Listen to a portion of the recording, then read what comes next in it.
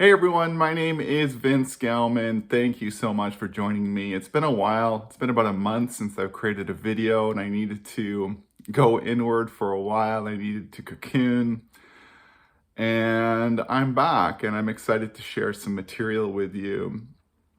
So together I want us to explore the metamorphosis of caterpillar to butterfly as a metaphor for our collective transformation right now.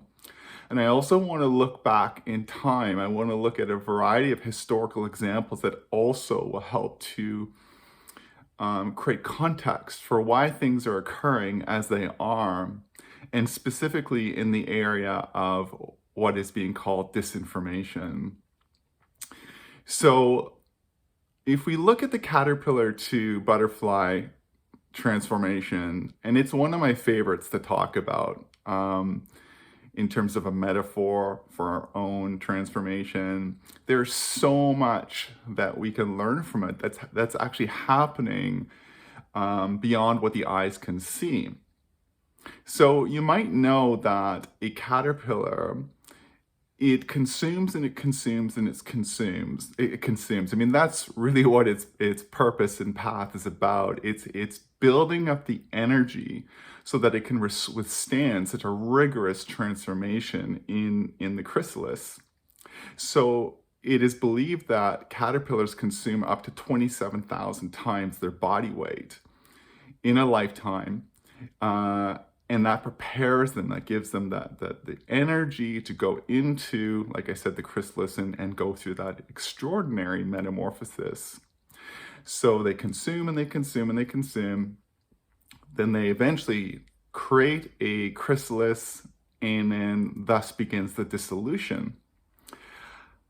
Now, what people don't really know, and I just find this quite remarkable, is that what begins to happen is that there appears what's called imaginal cells. Now, I want you to imagine that imaginal cells that begin to appear inside the chrysalis, inside the caterpillar, imaginal cells represent the seed of consciousness of the butterfly, the seed of consciousness of the butterfly. Okay, so they start popping up inside the caterpillar. Now, what does the immune system do of the caterpillar? Well, it sees them as a threat, and therefore it attacks them. It attacks them and kills them because they are a threat to the establishment that is the caterpillar. You might begin to see where I'm going with this. Let me remind you all what you already likely know, and that is we can look to the caterpillar as being a metaphor for the ego, for the illusional self, for the temporal, the world self. The caterpillar's on the ground, it consumes, it consumes, it takes, it takes, it takes. And the butterfly is symbolic of our angelic self, our higher self, high in the air, even has angel wings, right? It pollinates, it gives back. So this is a transformation from ego consciousness, from illusional world, temporal consciousness, to higher consciousness, to transcendent consciousness, to the butterfly soul that is within all of us, that is who we are in truth. So these imaginal cells represent the seeds of consciousness of the emerging butterfly. It's quite beautiful. So they begin to pop up, and they pose a threat to the establishment, right? I'm using that word. Because obviously what we see right now in the world is a lot of light workers appearing on the planet. We're an awakening people. Whether you call yourself a starseed or a light worker or you're just an awakening soul, you are an imaginal cell waking up, and you are bringing more and more light to the establishment consciousness that is the caterpillar that has been in rule on this planet for a long time. And it wants nothing to do with that. So it attacks, it shames, it silences, it censors. It calls out disinformation, misinformation. Let's knock you out because we need to protect the establishment. We need to protect and uphold caterpillar consciousness because this is the way it needs to be. This is the way it's always been. And so butterfly consciousness is a threat to the caterpillar. Ultimately, this is, as I've written about, it is a crisis of identity. It's a crisis of identity. It's a crisis of who am I if I am not the caterpillar? What then? Who am I now? Right? The false illusional self dies in the dark soup of uncertainty, of the unknown. And so it attacks and it attacks and attacks the immune system of the caterpillar. It attacks, it destroys. And what helps the imaginal cells to strengthen their cause is by joining together, beginning to form clusters. And then those clusters form other clusters. And what happens is that they're all operating at a similar frequency. They're sending communication signals to each other, which is what happens on our planet, what is happening and what has been happening as more and more light workers, more and more awakened people hold and contribute to and strengthen what I call the Christ grid, the grid of light. You call it the Buddha grid. And I've made a video about that. You can scroll backwards. I think I made it around February, the grid of light. And this grid of light is like a divine internet on our planet. And what it's doing is it's allowing people who are ready to lift up their antenna and dial into these higher frequencies of information, and they can download new possibilities into their human awareness. And this opens new doorways, new pathways for them, because we are collectively raising this consciousness. We are raising the power, the frequency of this grid of light, this divine internet. And so these imaginal cells come together and they strengthen in their clusters. They strengthen the grid of light. They within the dissolving caterpillar. And it's like that saying, when two or more gather, there's power in numbers. They're forming little spiritual communities, and then those spiritual communities join other spiritual communities. And eventually what happens is that there's a tipping point in consciousness within the caterpillar that allows for its full dissolution and transformation into the butterfly. And that is what's happening right now on the planet. We have, as you know, dark ruling forces who are doing everything they can to attack, to shame, to silence, to destroy dissenting voices, to destroy the imaginal cells that we are, to stop us from shining, to stop us from birthing the destined butterfly consciousness that we are individually and that we are collectively. And so they are the immune system, and they're fighting for their lives. We can go back into history and we can see many examples of powerful imaginal cells. One example, of course, is Jesus, powerful teacher. What happened to him? He was censored for disinformation, wasn't he? Disinformation, right? It was disinformation as far as the authorities saw it. And so he was crucified, he was killed. Right? We can look at Marguerite Porete, right? A French woman, a mystic, whose words were just too much for the Inquisition, and she was imprisoned for, I think it was 18 months, and she refused to budge. She refused to take back her words, and she was eventually burned at the stake. Same with Giordano Bruno for his cosmological and spiritual views. He was burnt at the stake. Galileo, for his heliocentric views that challenged the church, who wanted a geocentric model, a model in which they saw this Earth as the center of the solar system rather than the sun. Galileo, he was sentenced to house arrest. What happened to Martin Luther King? What happened to Malcolm X? Canceled, canceled, canceled, cancel culture for their disinformation. We can even look to what's happened in recent decades with the Sphinx in Egypt, right? Egyptologists, I believe, have thought for a long time that it's about 2,500 years old, or that it was built around 2,500 years before BC. But now we are looking far beyond that, because we are studying, we are examining the erosion patterns, which are not simply from wind and sand, but from water. And so now we are dating the Sphinx far back in time, and it's making the Egyptologists quite uncomfortable, and they're calling out disinformation. You know, the therapist Otto Rank, who was once well established in Freud's community, he eventually took on a different viewpoint. He brought in a more spiritual, a more holistic, a more creative view of healing and therapeutic processes versus simply a mind-body approach, a mental approach, a biological approach. And that made Freud and his followers upset, and they essentially ostracized him. He was preaching disinformation, but he was not. He was not. What about the woman, this courageous woman recently? I think it was only a few months ago. She's from Saudi Arabia, and she has a family. She has a husband and two beautiful young children. They live in Leeds, England. And she went back to Saudi Arabia, and she retweeted, she's a woman's right activist. She retweeted one or two posts about women's rights. And she was sentenced to 34 years in prison. 34 years in prison.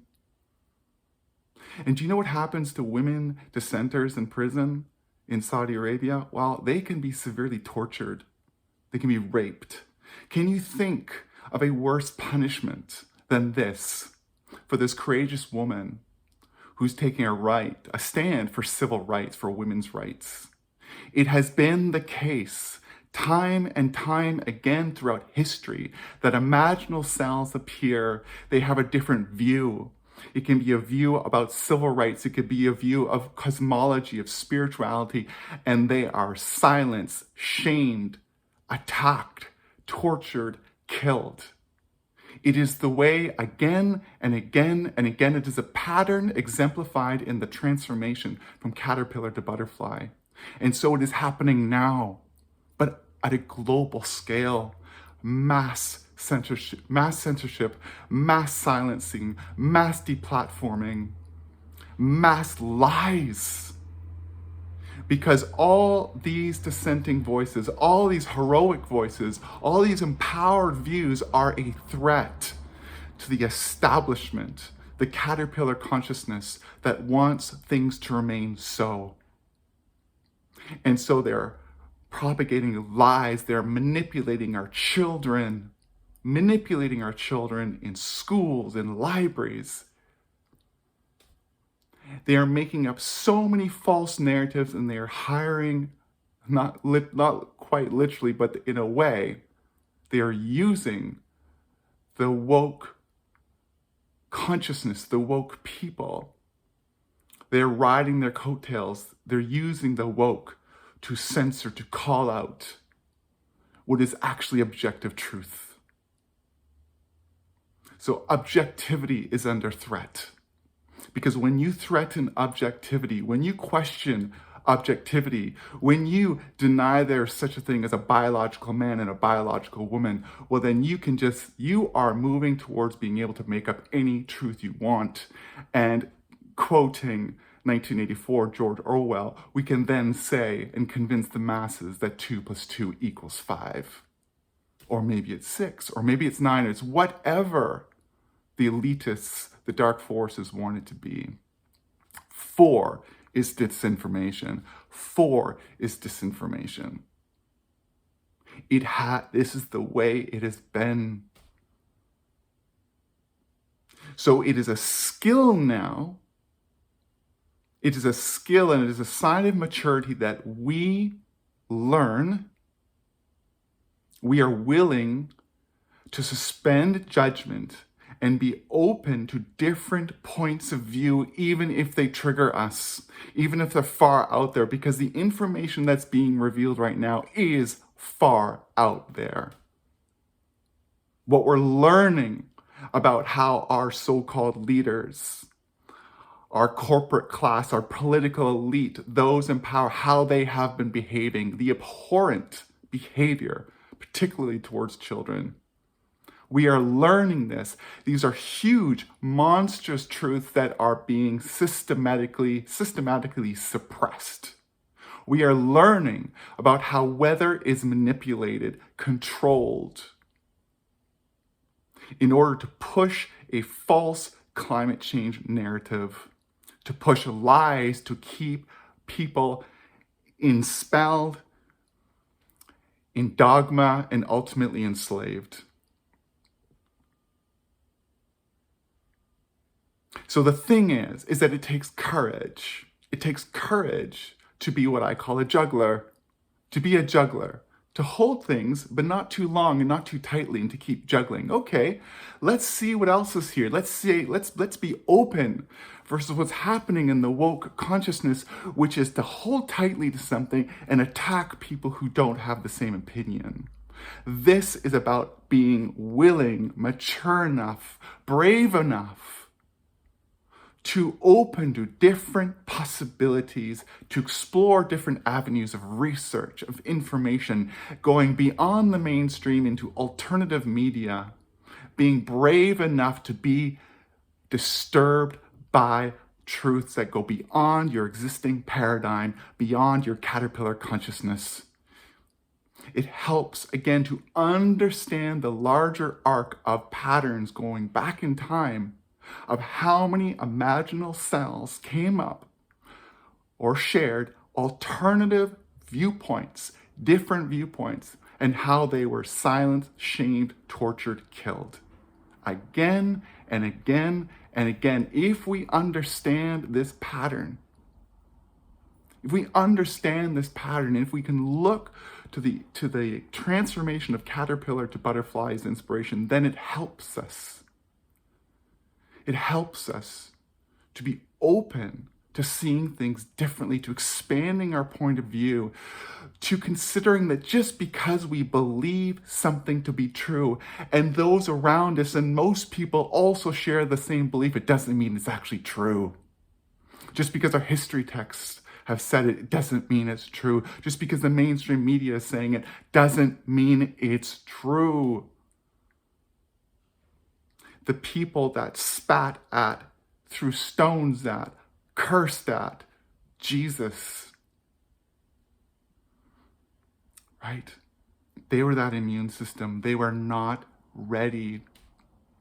They saw disinformation. They saw misinformation. But he was not sharing disinformation. He was not sharing lies. He was just simply sharing truths that people were not mature enough, ready enough to receive. Same with Martin Luther King. Same with Malcolm X. Same with JFK. JFK was killed by the shadow government, by the deep state, because he knew the level of lies and deceit and corruption that was going on behind the scenes. And he wanted to expose that. So it is time and time again, it has been time and time again, that powerful imaginal cells are simply too bright, too powerful, and therefore too much of a threat and must be silenced or destroyed. Understand this pattern, see this pattern, and we begin to wake up. Understand this pattern, see this pattern, and we are more capable, more willing to consider different points of view, even if they're disturbing, even if they make us uncomfortable, even if we feel offended inside. Can we still juggle? Can we still remain a little bit open? Remain curious. We need curiosity right now. Curiosity. We need the spirit of the child. that wonders, I wonder. I wonder what might come to me if I release this belief and open to something new. My hand opens in that moment of uncertainty when I release this ball, this belief, this thought, this idea. My hand becomes open, it's uncertain, and now something can come in that couldn't come in before because I was holding on too tightly for so long to things that I was taught to believe true and that the dark forces want me to believe, so that I remain closed and are more easily controlled. But it takes courage. It's vulnerable to open your hand. It's vulnerable to let go, because we are a society that wants to hold on. We are a society that wants to keep. We are a society that wants to accumulate. We are a society that wants to know. We are a society that wants to be in control. But when you open your hand in, you release, well, you got to step into the unknown. You got to let go of control. But that's what's happening right now in the world, everyone. The world is falling apart, and it is forcing hands, minds, hearts to open. We're being forced to open whether we like it or not, because what we thought true, we are realizing is not true. Ultimately, this is a crisis of identity, as I said, because we identify with those beliefs, we identify with those stories. Who are you then when you can no longer hold on? It is a threat to the caterpillar self that wants to consume, that wants to just simply keep going with normal. But we are here now to birth the golden age. And each one of those imaginal cells brings that golden light, and you bring that light. And it's going to happen. It is an unstoppable metamorphosis of consciousness. It is only a matter of time. We are here to birth the golden age by bringing our full imaginal self to light. Sharing the truth of who we are, the love of who we are, the light of who we are, by no longer pretending to be who we are not. And so, trust this great transformation that we are in. Trust the process that is happening before us. Even have faith in the resistance that is taking place, the silencing that is taking place, the different measures that are being put in place to manipulate people's consciousness, because this is all part of an archetypal pattern going far back in time, as we see in the caterpillar. It's simply part of the process, but you are not part of that.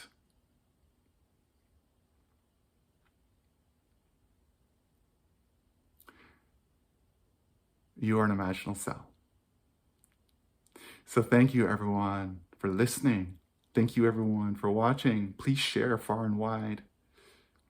Please, if you're interested, I have a healing and activation ceremony this weekend with the Sacred Divine Mother. It's online. I will put a link in the description. Please like, share, leave your comments, click notifications, subscribe, all that jazz. Take good care of yourselves in this heroic transformation that we are in. Blessings.